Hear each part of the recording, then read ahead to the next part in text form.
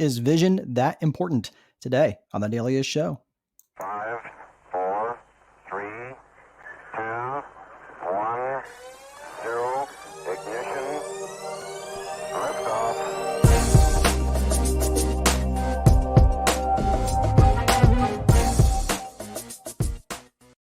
Boom, boom, check. Hey, everybody. Welcome to the Daily Show, and a show not just for rental housing providers, but anybody looking to get a little bit more white space on your calendar. Today's topic is vision really that important? Now, I know it's a loaded question. You guys hear me talking about vision, infrastructure, process, method ad nauseum, and you know that it's that important. But really, why? Why is vision that important? Well, that's what we're going to be talking about today, and that is the $64 question. As soon as I can find my cursor on the screen, because it disappears on me. There we go. Okay. So why is vision that important? Well, the reason why that vision is so important, I'm going to actually take a different tack here, and I'm going to borrow a couple of pages out of someone that I follow very closely, and that's Tony Robbins.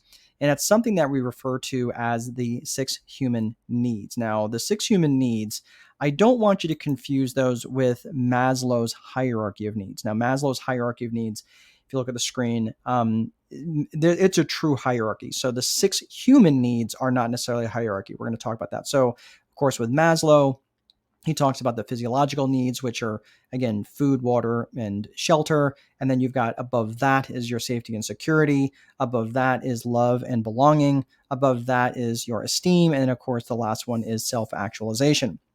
That's not what we're talking about. Now, again, in terms of the hierarchy, that's a true hierarchy where you can't go to the next level unless the other level is satisfied. You're not going to worry, for example, about your safety and security if you are starving to death, if you're dying of thirst. You're not going to worry about your physiological needs. You're not going to worry about your love and belonging needs if you are not safe and secure, for example. So it is a true hierarchy. In the context of the 6 human needs, though, that's a little bit different. So we're going to go into those right now. So the 6 human needs as it sits right now, again, this is stuff that I learned from Tony Robbins. Let me just point it out. We are not bros. We do not hang out. It's just something that I've learned from him, but it's really, really important. And we all have these needs at varying levels. So those needs obviously are significance, certainty, variety, love and connection, and then growth and contribution. So let's go into these in a little bit of depth, not too deep on each one of these, but let's go into these a little bit. So first is significance. Now, significance, we all have these needs. Now, keep in mind, we all have these needs at varying levels. So it's not like you have, that that's like a hierarchy as it was before. We all have needs for significance, and significance is just really about feeling important. We all have needs to feel important, no matter what it is in our life. The next need is certainty. Again, we all have a need for certainty, where we have certainty, levels of certainty that we need in our bank account. We have levels of certainty that we need in our in our life, and like, again, in our relationships, maybe our vehicle, right? You want to have a certain amount of certainty in various aspects of your life. Then, of course, is variety. So again, I love tuna fish sandwiches. I couldn't eat tuna fish sandwiches breakfast, lunch, and dinner. We all have a need for variety.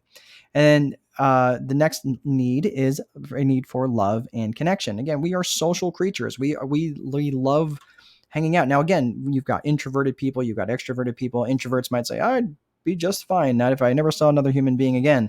Well, unless you're truly a sociopath, that's probably not true, but you may have a smaller circle of needs, right? Or a smaller circle of people to meet your love and connection needs. Whereas people who are more extroverted, they may want larger circles, right? So you have, again, significance, certainty, variety, love, and connection. Those are the first 4 basic needs. Those are considered needs of the physiology, needs of the personality, rather.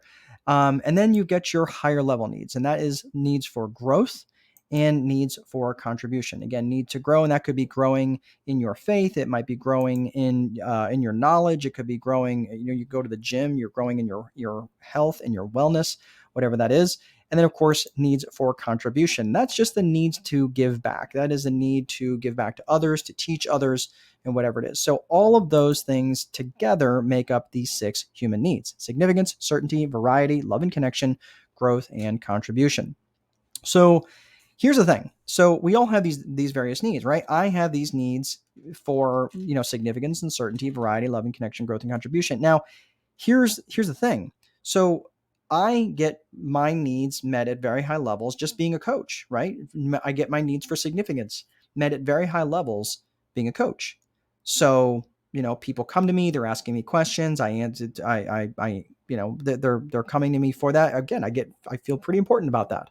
I get my needs for certainty met at very high levels being a coach. So because I know my stuff's pretty good, I see the massive results that I'm getting for people, I get lots of certainty from that. Lots of variety. Everybody who comes to me comes with a different set of circumstances, different set of problems. So I get lots of variety from being a coach. I get lots of love and connection. That's by design. That's just by default because I'm dealing with human beings. So I get lots of love and connection from being a coach. I also get lots of growth being a coach. Any good teacher will tell you that part of why they love teaching so much is because they get to learn. They get to grow as in their day to day conversations and so forth and teachings and so forth. And of course I get to be in contribution. So, just contributing to others, seeing them grow and seeing them expand. So the interesting thing now is you're like, great coach, congratulations. You've got a job. You found a job where you get all of your needs met at very high levels: significance, certainty, variety, love and connection, growth and contribution. The only problem is that if you have one singular activity where 3 or more of your needs are being met at high levels, it can be considered an addiction. Well, that could become a problem. Except the problem is and this is actually true. So you think about that, think about any addiction. There's probably needs met at very high levels in terms of significance, certainty, variety, love and connection, growth and contribution, especially for those who are workaholics. They get their needs met at very high levels from all of these different categories.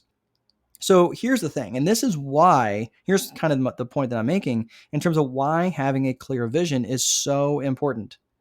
Because I'll give you an example. So part of my vision that's important to me, part of my vision that I have defined is that I want to have, part of my vision is to have a clear or to have a very healthy relationship between me and my bride. Okay, that's very important to me. One of my goals along the way to that vision is for me to have lunch with my bride every single day. So Monday through Friday, we try to have lunch together. That's not every single day, but we try. So there I am, and now keep in mind, you know my addiction. Okay, so my addiction is obviously being a coach. So as I'm there having leftover spaghetti with my bride, and we're watching Criminal Minds reruns on the TV or Chicago PD reruns or whatever it is over lunch. So there I am sitting there having leftovers with Jen, and in that moment, one of my coaching clients calls me. So in that moment, do I feed my addiction or do I stay true to my vision? Now, we all know the right answer. But I'll be honest with you, I don't always get this right. Sometimes I pick up the phone out of reflux and I'm like, and I don't even need to look over because I know the glare that I'm getting, and I have ruined it. I have stepped on that, and now it's going to take me. I mean, I may as well just get up and leave practically because I have ruined that moment. I have not stayed true to my vision. So this is why it's so important to have a clear vision, because again, do I feed my addiction or do I stay true to my vision? This is really this is the crux of it. This is the crux of why it's so important to have a clear vision for your future. Now, here's the thing. What I have noticed in a lot of my coaching clients is they're having trouble coming up with a vision. They're having trouble coming up with what it is they actually want. Part of that, and first of all, just know that you're not alone. And part of the reason is because there are so many choices, especially for us as Americans. We have a lot of choices in terms of what we want. And we're constantly being fed by TikTok videos and inspirational videos and all these things about you can be and do and have anything that you want if you just put your mind to it. Well, this is where you get to actually get to define this. The problem is having a clear vision isn't about stacking up a bunch of things that you think that you want. It's actually cutting away of all the things that you really don't want, that you're maybe only doing it so you can impress people that you really don't actually care about, and people who actually don't care about you. So if you're having trouble coming up with a vision, first of all, know that you're not alone. Secondly, get help. Get help from someone who can actually do this with you. It doesn't have to be me, but if you'd like to, you can reach out to me at my webpage at landlordcoach.com, and we'll just walk through it. We'll just have a conversation, see how I can help you out. I'm not going to try to sell you something that you don't need, because that, no offense, that's like the worst type of client ever.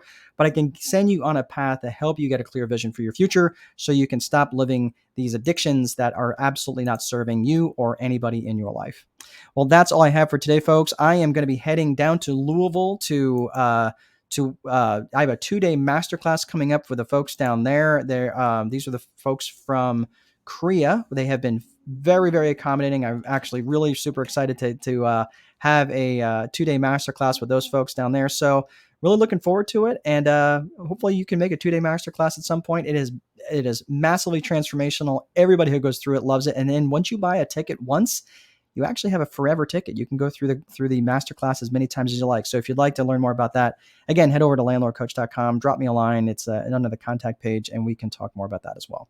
All right, that's all I have, everybody. Please be sure to place a value on your free time, because if you don't, no, someone else will. And most important, there is no amount of money that will make time irrelevant. Have an awesome day. Have a great weekend, and we'll see you next time.